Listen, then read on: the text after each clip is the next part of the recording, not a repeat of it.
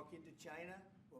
US President Donald Trump has given China 1 day to end the 34% retaliatory tariffs it imposed on US products last week, or he'd slap an extra 50% duty on imports from China.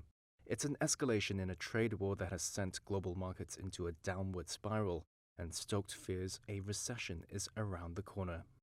Trump gave his ultimatum to China at the White House on Monday. If that tariff isn't removed by tomorrow at 12 o'clock, we're putting a 50% tariff on above the tariffs that we put on. So they've gone for years. They've become a rich country because of people, again, that were in the White House that allowed this to happen. Hundreds of billions of dollars a year they'd make on us on trade, and it shouldn't be that way. Trump's long-promised round of global retaliatory tariffs were announced last week, with some rates as high as 50%. He has said they will help the U.S. recapture an industrial base that has withered over decades of trade liberalization.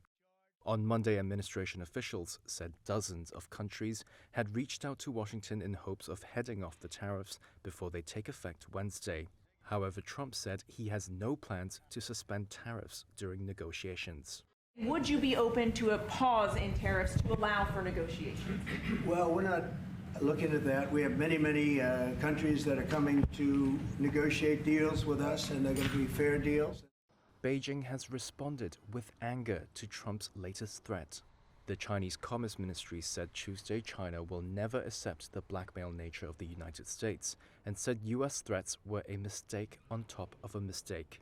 Trump said Monday his administration would open trade talks with Japan, one of Washington's closest allies in Asia.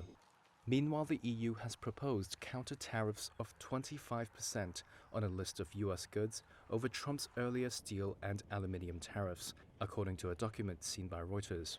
EU Trade Chief Maroš Šefčovič said Monday they're ready to negotiate a zero-for-zero deal with the Trump administration. While the EU remains open to and strongly prefers negotiations, we will not wait endlessly. The 27-member EU bloc is struggling with tariffs already in place on autos and metals. It also faces a 20% tariff on other products on Wednesday. And Trump has threatened to slap tariffs on alcoholic drinks from the EU. Investors and political leaders are still trying to figure out if Trump's tariffs are permanent or a pressure tactic to win concessions from other countries. And many investors are now betting that the growing risk of recession could prompt the U.S. Federal Reserve to cut rates as early as next month. Fed Chair Jerome Powell has so far indicated he is in no rush.